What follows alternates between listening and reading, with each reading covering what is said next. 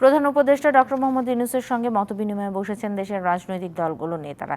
রাষ্ট্রীয় অতিথি ভবন যমুনার সামনে থেকে এই বিষয়ে বিস্তারিত জানাতে আমাদের সাথে যুক্ত হচ্ছেন সহকর্মী বিজন কুমার দাস। বিজন, এই মুহূর্তে কোন দলের সাথে বৈঠক করছেন প্রধান উপদেষ্টা, বিস্তারিত কি তথ্য রয়েছে জানাবেন? দেখুন, ইতিমধ্যেই যে 7টি ইসলামিক দল তারা সংলাপ করে তারা বেরিয়েছেন। ইতিমধ্যেই তারা তাদের মতামত জানিয়েছেন আমাদেরকে। আর ইতিমধ্যে কিছুক্ষণ আগে যে এলডিপির নেতৃত্বাধীন বেশ কিছু নেতারা তারা অলির নেতৃত্বাধীন বেশ কিছু নেতা তারা প্রবেশ করেছেন এলডিপির। ইতিমধ্যে হয়তো বৈঠকটি চলছে।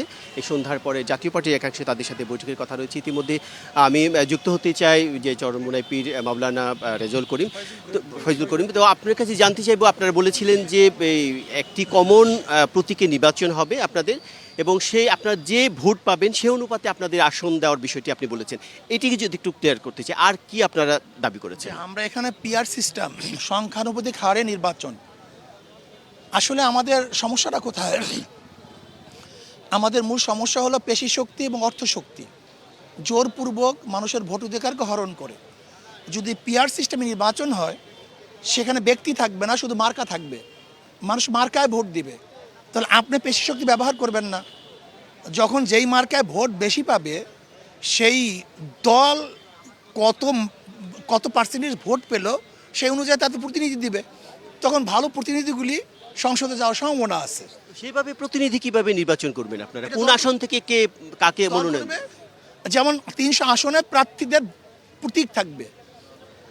এই আসনে এতগুলি ভোট পেলাম, এই আসনগুলি নির্ধারণ করবে আমাদের দল।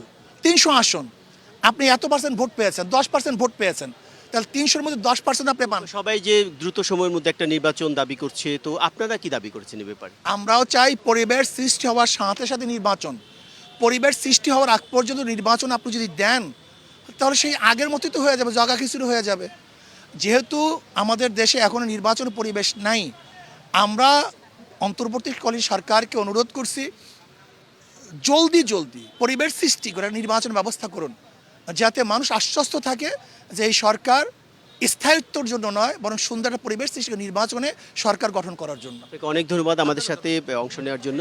যেমনটি আমরা শুনছিলাম, আসলে ইতিমধ্যেই যে রাজনৈতিক দল বেরিয়েছেন, ইসলামী ভিত্তিক রাজনৈতিক দলগুলো, তারা সবাই বলছেন যে আসলে সদ্য ভূমিষ্ঠ হওয়া একটি শিশুকে যদি হারতে বলা হয় সেটি যেমন সম্ভব না, সুতরাং একটি সংস্কারের পর একটি যৌক্তিক সময় নির্বাচন দেওয়ার জন্য, তাকে কিছু সময় দেওয়ার জন্য সেই পক্ষে মোটামুটি ইসলামী দলগুলো অবস্থান নিয়েছেন। তো সন্ধ্যার পরের দিকে জাতীয় পার্টি এবং এলডিপি তারা বৈঠক করবে, এখন বৈঠকটি চলছে। হয়তো তারা বেরিয়ে আসলে তাদের কি যে প্রস্তাবনা সেটি আমরা পরবর্তী সংবাদে আপনাকে জানাতে পারবো। বিজন, আপনাকে ধন্যবাদ।